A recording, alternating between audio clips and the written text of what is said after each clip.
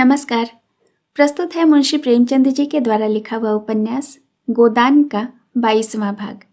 आगे बढ़ने के पहले जानते हैं पिछले भाग की कहानी। गोविंदी मेहता से अपने दिल का हाल कहती है और बोलती है कि कैसे मालती उसके बसे बसाए जीवन में आग लगा रही है। वो मेहता से भिक्षा मांगती है कि वो मालती से किसी तरह भी उसका पीछा छुड़ाए। मेहता उन्हें आश्वासन दिलाकर उनको उनके घर पर छोड़ आते हैं। मालती नगर कांग्रेस कमेटी की सभा नेत्री चुन ली गई हैं। गोबर को मिर्जा खुर्शीद के यहाँ रहते साल भर हो गया है। अब वह सीधा साधा ग्रामीण युवक नहीं, उसने बहुत कुछ दुनिया देख ली और सारा संसार का रंग ढंग समझने लगा। पर वह मूल रूप से अब भी देहाती है, मेहनती, हिम्मती और किफ़ायती। वह मिर्जा जी की नौकरी छोड़ देता है और एक दुकान चलाता है।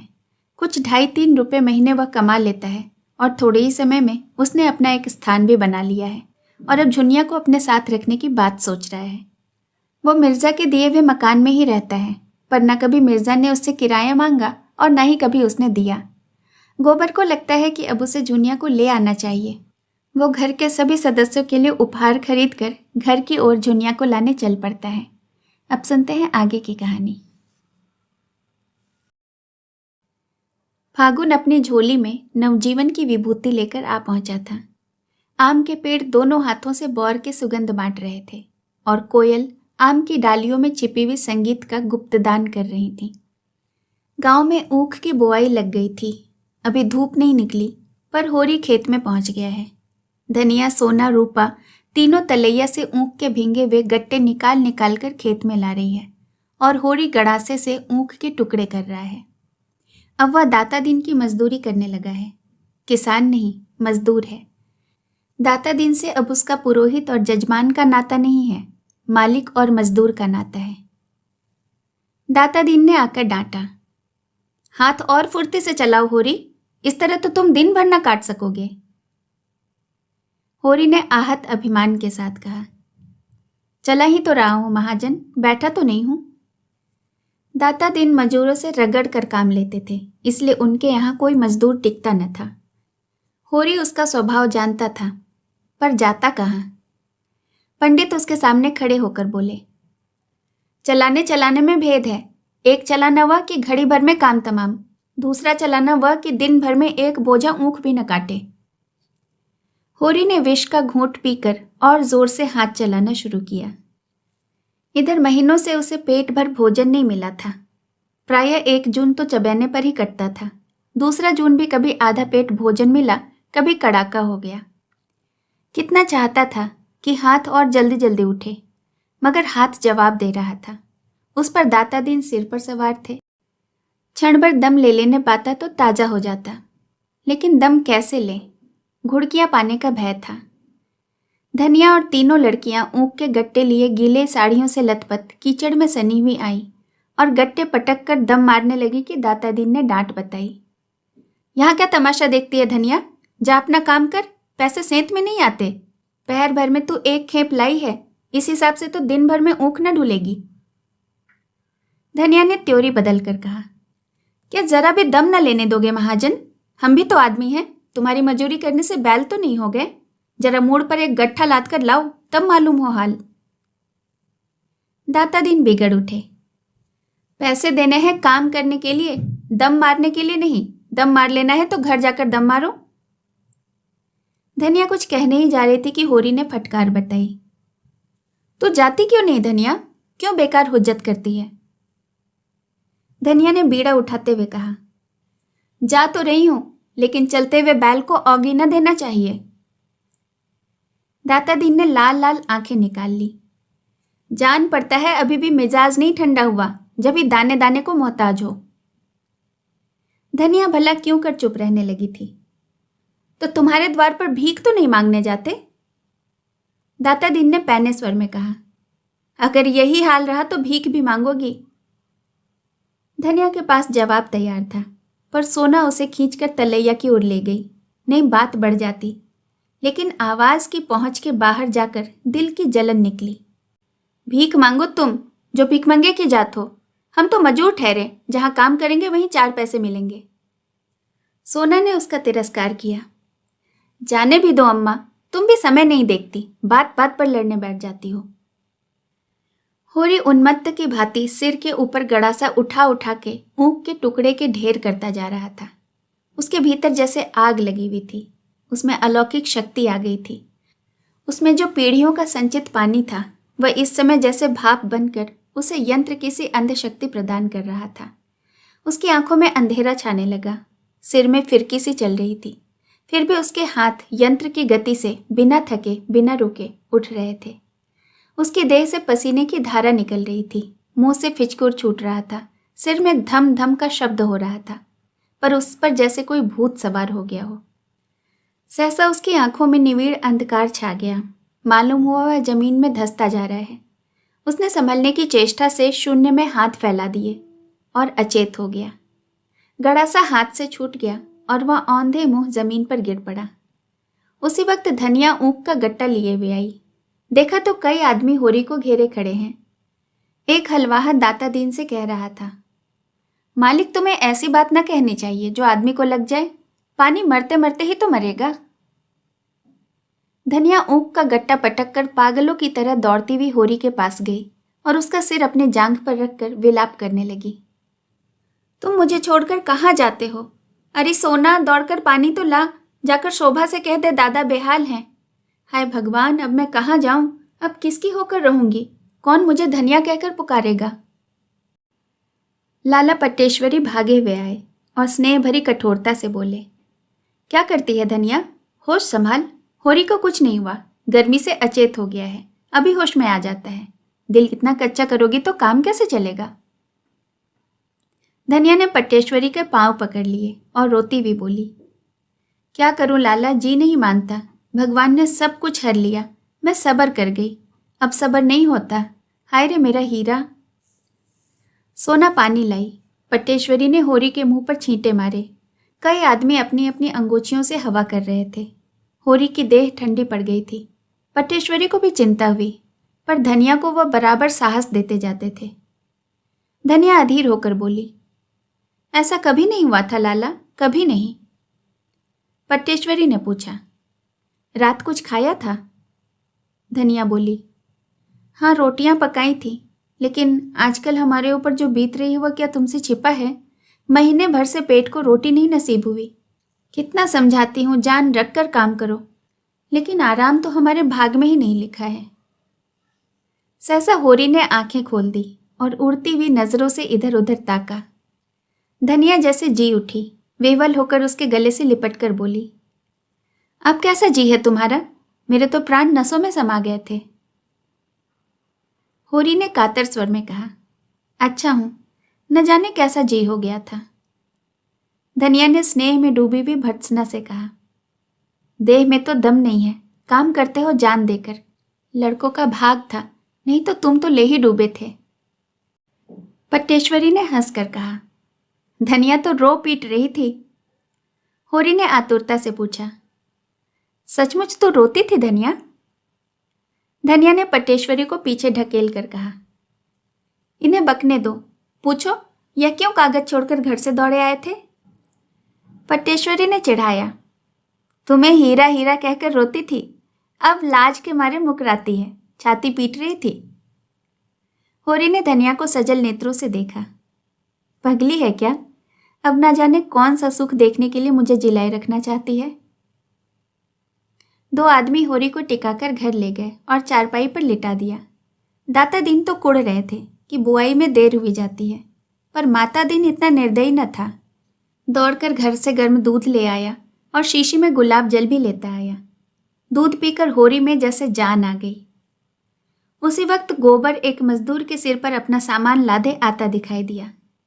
गांव के कुत्ते पहले तो भौंकते हुए उसकी तरफ दौड़े, फिर दुम हिलाने लगे। रूपा ने कहा, भैया आ गए, और तालियां बजाती हुई दौड़ी। सोना भी 2-3 कदम आगे बढ़ी, पर अपने उत्साह को भीतर में दबा गई। 1 साल में उसका यौवन कुछ और संकोचशील हो गया था। झुनिया भी घूंघट निकाले द्वार पर खड़ी हो गई। गोबर ने माँ बाप के चरण छुए और रूपा को गोद में उठाकर प्यार किया। धनिया ने उसे आशीर्वाद दिया और उसका सिर अपनी छाती पर लगाकर मानो अपने मातृत्व का पुरस्कार पा गई। उसका हृदय गर्व से उमड़ पड़ता था। आज तो वह रानी है, इस फटे हाल में भी रानी है। कोई उसकी आंखें देखे, उसका मुख देखे, उसका हृदय देखे, उसकी चाल देखे, रानी भी लजा जाएगी। गोबर कितना बड़ा हो गया है और पहन ओढ़कर कैसा भला मानस लगता है। धनिया के मन में कभी अमंगल की आशंका न हुई थी। उसका मन कहता था कि गोबर कुशल है, प्रसन्न है। आज उसे आंखों से देखकर मानो उसके जीवन की धूल धक्कड़ में गुम हुआ रत्न मिल गया। मगर होरी ने मुंह फेर लिया था। गोबर ने पूछा, दादा को क्या हुआ है अम्मा? धनिया घर का हाल कहकर उसे दुखी न करना चाहती थी। बोली, कुछ नहीं बेटा, जरा सिर में दर्द है। चलो कपड़े उतारो और हाथ मुंह धो। कहाँ थे तुम इतने दिन? भला इस तरह कोई घर से भागता है? न कभी एक चिट्ठी न पत्री। आज साल भर के बाद जाकर सुधी आई है। तुम्हारी राह देखते देखते आंखें फूट गई। बस यही आस बंधी रहती थी कि वह दिन कब आएगा जब तुम्हें देखूंगी। कोई कहता था मिरीच भाग गया, कोई डमरा टापू बताता था। सुन सुनकर जान सूख जाती थी बेटा। कहाँ रहे इतने दिन? गोबर ने शर्माते हुए कहा, कहीं दूर नहीं गया था अम्मा, यही लखनऊ में ही तो था। और इतने नियरे रहकर कभी एक चिट्ठी न लिखी? उधर सोना और रूपा भीतर गोबर का सामान खोलकर चीज का बांट बखरा करने में लगी हुई थी। लेकिन झुनिया दूर खड़ी थी। उसके मुख पर आज मान का शोक का रंग झलक रहा है। गोबर ने उसके साथ जो व्यवहार किया है, आज वह उसका पूरा बदला लेगी। आसामी को देखकर महाजन उससे वह रुपए वसूल करने को भी व्याकुल हो रहा है जो उसने बट्टे खाते में डाल दिए थे। बच्चा उन चीजों की ओर लपक रहा था और चाहता था सब का सब एक साथ अपने मुंह में डाल ले, पर झुनिया उसे गोद से उतरने न देती थी। सोना बोली, भैया तुम्हारे लिए आईना कंघी लाए हैं भाभी। झुनिया ने उपेक्षा भाव से कहा, मुझे ऐना कंघी न चाहिए, रखें अपने पास। रूपा ने बच्चे की चमकीली टोपी निकाली। ओहो, यह तो चुन्नू की टोपी है, और उसे बच्चे के सिर पर रख दिया। झुनिया ने टोपी उतारकर फेंक दी और सहसा गोबर को अंदर जाते देख वह बालक को लिए अपनी कोठरी में चली गई। गोबर ने देखा सारा सामान खुला पड़ा है। उसका जी तो चाहता है कि पहले झुनिया से मिलकर अपना अपराध क्षमा कराए, लेकिन अंदर जाने का साहस नहीं होता। वहीं बैठ गया और चीजें निकाल निकाल कर हर एक को देने लगा। मगर रूपा इसलिए फूल गई थी कि उसके लिए चप्पल क्यों नहीं आई, और सोना उसे चिढ़ाने लगी कि तू क्या करेगी चप्पल लेकर, अपनी गुड़िया से खेल। हम तो तेरी गुड़िया देखकर नहीं रोते, तू मेरे चप्पल देखकर क्यों रोती है? मिठाई बांटने की जिम्मेदारी धनिया ने अपने ऊपर ले ली। इतने दिनों बाद लड़का कुशल से घर आया है, वह गांव भर में बैना बांटेगी। एक गुलाब जामुन रूपा के मुंह में ऊंट के जीरे के समान था। वह चाहती थी हांडी उसके सामने रख दी जाए, वह कूद कूद कर खाए। अब संदूक खुला, उसमें से साड़ियां निकलने लगी। सभी किनारदार थीं, जैसे पट्टेश्वरी लाला के घर में पहनी जाती है, मगर हैं बड़ी हल्की। ऐसी महीन साड़ियां भला कै दिन चलेंगी? बड़े आदमी जितनी महीन साड़ियां चाहें पहने, उनकी मेहरियों को बैठने और सोने के सिवाय काम ही क्या है?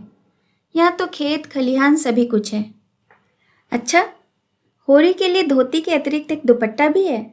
धनिया प्रसन्न होकर बोली, यह तुमने बड़ा अच्छा किया बेटा, इनका दुपट्टा बिल्कुल तार तार हो गया था। गोबर को उतनी ही देर में घर की परिस्थिति का अंदाजा हो गया था। धनिया की साड़ी में कई पेवंदे लगे हुए थे। सोना की साड़ी सिर पर फटी हुई थी और उसमें से उसके बाल दिखाई दे रहे थे। रूपा की धोती में चारों तरफ झालरें सी लटक रही थी। सभी के चेहरे रूखे, किसी की देह पर चिकनाहट नहीं। जिधर देखो विपन्नता का साम्राज्य था। लड़कियां तो साड़ियों में मग्न थीं। धनिया को लड़के के लिए भोजन की चिंता हुई। घर में थोड़ा सा जौ का आटा सांझ के लिए संचय कर रखा हुआ था। इस वक्त तो चबैने पर काटती थी, मगर गोबर, अब वह गोबर थोड़ी ही है। उसको जौ का आटा खाया भी जाएगा? परदेश में न जाने क्या क्या खाता पीता रहा होगा। जाकर दुलारी की दुकान से गेहूं का आटा, चावल, घी उधार ले आई। इधर महीने से सहुआइन 1 पैसे की भी चीज उधार न देती थी, पर आज उसने एक बार भी न पूछा कि पैसे कब दोगी। उसने पूछा, गोबर तो खूब कमा के आया है ना? धनिया बोली, अभी तो कुछ नहीं खुला दीदी, अभी मैंने कुछ कहना उचित नहीं समझा। हाँ, सबके लिए किनारदार साड़ियां लेकर आया है। तुम्हारे आशीर्वाद से कुशल से लौट आया, मेरे लिए तो यही बहुत है। दुलारी ने आशीष दिया। भगवान करे जहाँ रहे कुशल से रहे। माँ बाप को और क्या चाहिए। लड़का तुम्हारा समझदार है और छोकरों की तरह उड़ाऊ नहीं। हमारे रुपए अभी न मिले तो ब्याज तो दे दो, दिन दिन बोझ बढ़ ही तो रहा है। इधर सोना चुन्नू को उसका फ्रॉक और टोप और जूता पहनाकर राजा बना रही थी। बालक इन चीजों को पहनने से ज्यादा हाथ में लेकर खेलना पसंद करता था। अंदर गोबर और झुनिया में मान मनोबल का अभिनय हो रहा था। झुनिया ने तिरस्कार भरी आंखों से देखकर कहा, मुझे लाकर यहाँ बिठा दिया, आप परदेश की राह ले ली, फिर न खोज न खबर कि मरती है कि जीती है। साल भर के बाद आज जाकर तुम्हारी नींद टूटी है। कितने बड़े कपटी हो तुम। मैं तो सोचती थी कि तुम मेरे पीछे पीछे आ रहे हो और आप उड़ गए और साल भर के बाद लौटे। मर्दों का यही विश्वास क्या? कहीं कोई ताक ली होगी, सोचा होगा एक घर के लिए है और एक बाहर के लिए भी हो जाएगी। गोबर ने सफाई दी, झुनिया मैं भगवान को साक्षी देकर कहता हूँ, जो मैंने कभी किसी की ओर ताका हो, लाज और डर के मारे घर से भागा जरूर, मगर तेरी याद एक क्षण के लिए भी मन से न उतरती थी। अब तो मैंने तय कर लिया है कि तुझे भी लेता जाऊंगा, इसलिए तो आया हूं। तेरे घर वाले तो बहुत बिगड़े होंगे। दादा तो मेरी जान ही लेने पर उतारू थे। सच? तीनों जने यहां चढ़ाए थे। अम्मा ने ऐसा डांटा कि मुंह लेकर रह गए। हाँ, हमारे दोनों बैल लेकिन खोल कर ले गए। इतनी बड़ी जबरदस्ती? और दादा कुछ नहीं बोले? दादा अकेले किस किस से लड़ते, गांव वाले तो नहीं ले जाने देते थे, लेकिन दादा ही भलवंसी में आ गए तो लोग क्या करते। तो आजकल खेती बाड़ी कैसे हो रही है? खेती बाड़ी सब टूट गई, थोड़ी सी पंडित महाराज के साझे में है, ऊख बोई नहीं गई। गोबर की कमर में इस समय 200 रुपए थे। उसकी गर्मी यूं भी कम न थी। यह हाल सुनकर तो उसके बदन में आग लग गई। बोला, तो फिर पहले मैं उन्हीं से जाकर समझता हूं। उनकी यह मजाल कि मेरे द्वार पर से बैल खोल कर ले जाएं। यह तो डाका है, खुला हुआ डाका। 3-3 साल को चले जाएंगे तीनों। यूं न देंगे तो अदालत से लूंगा, सारा घमंड तोड़ दूंगा। वह उसी आवेश में चला था कि झुनिया ने पकड़ लिया और बोली, तो चले जाना, अभी ऐसी क्या जल्दी है? कुछ आराम तो कर लो, कुछ खा पी लो, सारा दिन पड़ा है। यहाँ भी बड़ी बड़ी पंचायत हुई। पंचायत ने 80 रुपये डांड लगाए, 3 मन अनाज ऊपर से। उसी में तो सारी तबाही आ गई। सोना बालक को कपड़े जूते पहना कर लाई। कपड़े पहनकर वह सचमुच जैसे राजा हो गया था। गोबर ने उसे गोद में ले लिया, पर इस समय बालक के प्यार में उसे आनंद न आया। उसका रक्त खौल रहा था और कमर के रुपए आंच और तेज कर रहे थे। वह एक एक से समझेगा। पंचों को उस पर डांड लगाने का क्या अधिकार है? कौन होता है कोई उसके बीच में बोलने वाला? उसने एक औरत रख ली तो पंचों के बाप का क्या बिगड़ा? अगर इसी बात पर वह फौजदारी में दावा कर दे तो इन लोगों के हाथ में हथकड़ियां पड़ जाएं, सारी घर गृहस्थी तहस नहस हो जाएगी। क्या समझ लिया है इन लोगों ने? बच्चा उसकी गोद में जरा सा मुस्कुराया, फिर जोर से चीख उठा जैसे कोई डरावनी चीज देख ली हो। झुनिया ने बच्चे को उसकी गोद से ले लिया और बोली, अब जाकर नहा धो लो। किस सोच में पड़ गए? यहाँ सबसे लड़ने लगो तो एक दिन भी निबाह न हो। जिसके पास पैसे हैं वही बड़ा आदमी है, वही भला आदमी है। पैसे न हो तो उस पर सभी रोब ही जमाते हैं। मेरा गधापन था कि मैं घर से भागा, नहीं देखता कैसे कोई ढेला भी डांड लेता। शहर की हवा खाकर आए हो तभी ये सब बातें सूझने लगी हैं, नहीं घर से भागते क्यों? जी तो यही चाहता है कि लाठी उठाऊं और पट्टेश्वरी, दातादीन, झिंगुरी सब सालों को पीट कर गिरा दूं और उनके पेट से रुपए निकाल लूं। रुपए की बहुत गर्मी चढ़ी है शायद, लाओ निकालो, देखो इतने दिन में क्या कमा कर लाए हो। उसने गोबर की कमर में हाथ लगाया। गोबर खड़ा हो गया। अभी क्या कमाया? हाँ, जब तुम चलोगी तब कमाऊंगा। साल भर में तो शहर का रंग ढंग पहचानने लग गया। अम्मा जाने देंगी तब तो? अम्मा क्यों न जाने देंगी? उनसे मतलब? वाह, मैं उनकी राजी के बिना न जाऊंगी। तुम तो छोड़कर चलते बने, मेरा कौन था यहाँ? अगर वह घर में न घुसने देती तो मैं कहाँ जाती? जब तक जीऊंगी उनका जस गाऊंगी। और तुम भी क्या परदेश करते रहोगे? और यहाँ बैठकर क्या करूँगा? कमाओ और मरो, इसके सिवा यहाँ क्या रखा है? थोड़ी सी अकल हो और आदमी काम करने से न डरे तो वहाँ भूखों नहीं मर सकता। यहाँ तो अकल कुछ काम ही नहीं करती। अच्छा, दादा मुझसे क्यों मुंह फुलाए हुए हैं? अपने भाग बखानों की सिर्फ मुंह फुलाकर छोड़े देते हैं। तुमने उपद्रव तो इतना बड़ा किया था कि उस क्रोध में पा जाते तो तुम्हारा मुंह लाल कर देते।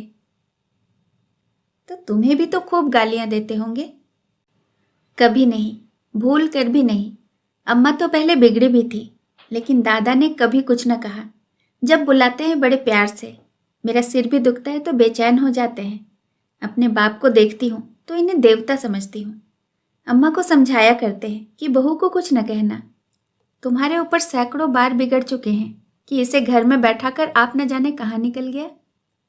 आजकल पैसे पैसे की तंगी है। ऊँख के रुपए बाहर ही बाहर उड़ गए।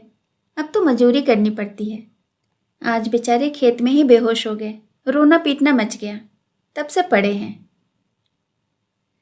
मुंह हाथ धोकर और खूब बाल बनाकर गोबर गांव का दिग्विजय करने निकला। दोनों चाचाओं के घर जाकर राम राम करके आया। फिर और मित्रों से मिला। गांव में कोई विशिष्ट परिवर्तन न था। हाँ, पट्टेश्वरी की नई बैठक बन गई थी और झिंगुरी सिंह ने दरवाजे पर नया कुआं खुदवा लिया था। गोबर के मन में विद्रोह और भी ताल ठोकने लगा। जिससे मिला उसने उसका आदर किया और युवकों ने तो उसे अपना हीरो बना लिया और उसके साथ लखनऊ जाने को तैयार हो गए। साल भर में ही वह जाने क्या से क्या हो गया था। सहसा झंगूरी सिंह अपने कुएं पर नहाते हुए मिल गए। गोबर निकला मगर सलाम न किया, न ही कुछ बोला। वह ठाकुर को दिखा देना चाहता था कि मैं तुम्हें कुछ नहीं समझता। झिंगुरी सिंह ने खुद ही पूछा, कब आए गोबर? मजे से तो रह रहे हो? कहीं नौकर थे लखनऊ में? गोबर ने हेकड़ी के साथ कहा, लखनऊ गुलामी करने थोड़े ही गया था। नौकरी है तो गुलामी? मैं तो व्यापार करता था। ठाकुर ने कौतूहल भरी आंखों से उसे सिर से पांव तक देखा। कितना रोज पैदा कर लेते थे? गोबर ने छुरी को भाला बनाकर उनके ऊपर चलाया। यही कोई 2.5-3 रुपए मिल जाते थे। कभी चटक गई तो 4 भी मिल जाते थे, इससे बेसी नहीं। झिंगुरी बहुत नोच खसोट करके भी 25-30 से ज्यादा न कमा पाते थे और यह गंवार लौंडा 100 रुपये कमाने लगा। उनका मस्तक नीचा हो गया। अब किस दावे से उस पर रोब जमा सकते हैं? वर्ण में जरूर ऊंचे हैं, लेकिन वर्ण कौन देखता है? उससे स्पर्धा करने का यह अवसर नहीं। अब तो उसकी चिरौरी करके कुछ काम निकाला जा सकता है बस। बोले, इतनी कमाई कम नहीं है बेटा जो खर्च करते बने। गांव में तो 3 आने भी नहीं मिलते। भवनिया को भी कहीं काम दिला दो तो भेजूं। भवनिया उनके ज्येष्ठ पुत्र का नाम है। न पढ़े न लिखे, एक न एक उपद्रव करता ही रहता है। कहीं मुनीमी खाली हो तो कहना, नहीं साथ ही लेते जाना। तुम्हारा तो मित्र है, तलब थोड़ी हो, कुछ गम नहीं। हाँ, 4 पैसे ऊपर की गुंजाइश हो। गोबर ने अभिमान भरी हंसी के साथ कहा, ये ऊपरी आदमी की चाट ही आदमी को खराब कर देती है ठाकुर। लेकिन हम लोगों की आदत ही कुछ ऐसी बिगड़ गई है कि जब तक बेईमानी न करे पेट नहीं भरता। लखनऊ में मुनीमी मिल सकती है, लेकिन हर एक महाजन ईमानदार चौकस आदमी चाहता है। मैं भवानी को किसी के गले बांध दूं, लेकिन पीछे इन्होंने कहीं हाथ लपका तो वह तो मेरी गर्दन पकड़ेगा। संसार में इल्म की कदर नहीं, ईमान की कदर है। यह तमाचा लगाकर गोबर आगे निकल गया। झिंगुरी मन में ऐंठ कर रह गए। लौंडा कितनी घमंड की बातें करता है, मानो धर्म का तो अवतार ही हो। इसी तरह गोबर ने दाता दीन को भी रगड़ा। भोजन करने जा रहे थे। गोबर को देखकर प्रसन्न होकर बोले, मजे में तो रहे गोबर। सुना है वहां कोई अच्छी जगह पा गए हो। माता दीन को भी किसी हीले से लगा दो ना। भंग पीकर पड़े रहने के सिवाय और क्या काम करता है वो। गोबर ने बनाया, तुम्हारे घर में किस बात की कमी है महाजन? जिस जजमान के द्वार पर खड़े होते हो कुछ न कुछ मार ही लेते हो।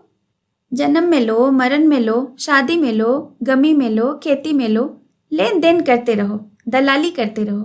किसी से कुछ भी भूल चूक हो जाए तो डांड लगाकर उसका घर लूट लेते हो। इतनी कमाई से पेट नहीं भरता। क्या करोगे बहुत सारा धन बटोर कर? क्या साथ ऊपर ले जाने की कोई जुगत निकाली है? दाता दीन ने देखा गोबर कितनी ढिठाई से बोल रहा है। अदब और लिहाज जैसे भूल ही गया।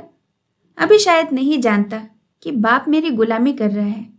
सच है, छोटी नदी को उमड़ते देर नहीं लगती, मगर चेहरे पर मैल नहीं आने दिया।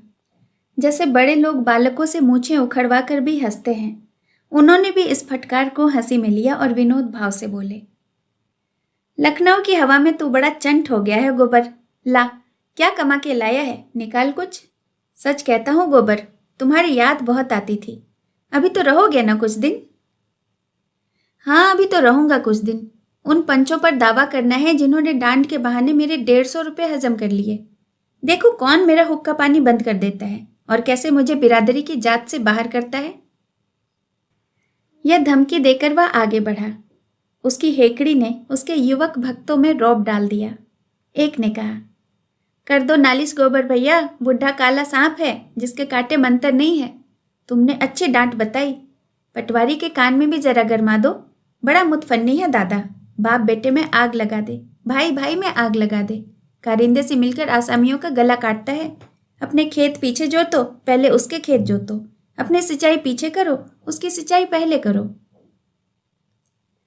गोबर ने मूंछों पर ताव देकर कहा, मुझसे क्या कहते हो भाई, साल भर में भूल थोड़ी ही गया। यहाँ मुझे रहना ही नहीं है, नहीं एक एक को नचा कर छोड़ता।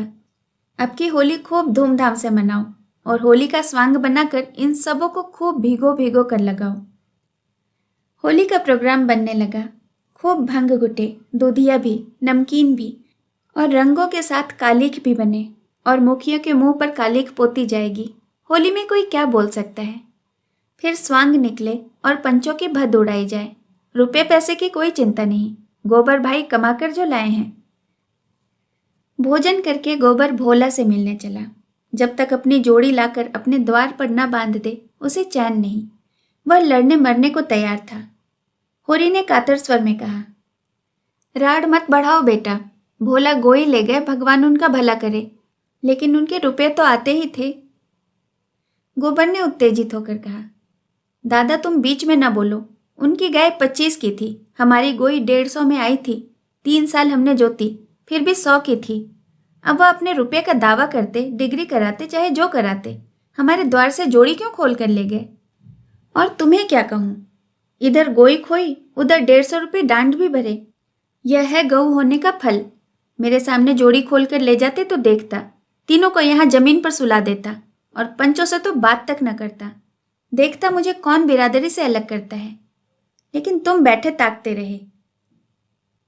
होरी ने अपराधी की भांति सिर झुका लिया, लेकिन धनिया यह अनित कैसे देख सकती थी। बोली, बेटा तुम भी अंधेर करते हो। हुक्का पानी बंद हो जाता तो गांव में निर्वाह होता। जवान लड़की बैठी है, उसको भी कहीं ठिकाना लगाना है कि नहीं। मरने जीने में आदमी बिरादरी। गोबर ने बात काटते हुए कहा, हुक्का पानी सब तो था, बिरादरी में आदर भी था। फिर मेरा ब्याह क्यों नहीं हुआ बोलो? इसीलिए कि घर में रोटी न थी। रुपए हों तो न हुक्का पानी का काम है न जात बिरादरी का। रुपए पैसे हैं तो हुक्का पानी को कोई नहीं पूछता। धनिया ने बच्चे का रोना सुना तो भीतर चली गई और गोबर भी घर से निकल गया। होरी सोच में बैठा था। लड़के की अकल जैसे खुल गई है, कैसी बेलाग बातें करता है। उसी वक्त बुद्धि ने होरी के धर्म और नीति को परास्त कर दिया था। सहसा होरी ने उससे पूछा, मैं भी चला चलूं? मैं लड़ाई करने नहीं जा रहा हूं दादा, डरो मत। मेरी ओर कानून है, मैं क्यों लड़ाई करने लगा। तो मैं भी चलूं तो कोई हरज है? हाँ, बड़ा हरज है, तुम बनी बात बिगाड़ दोगे। होरी चुप हो गया। गोबर चल दिया। शेष कहानी अगले भाग में। कहानी सुनने के लिए बहुत बहुत धन्यवाद। नमस्कार।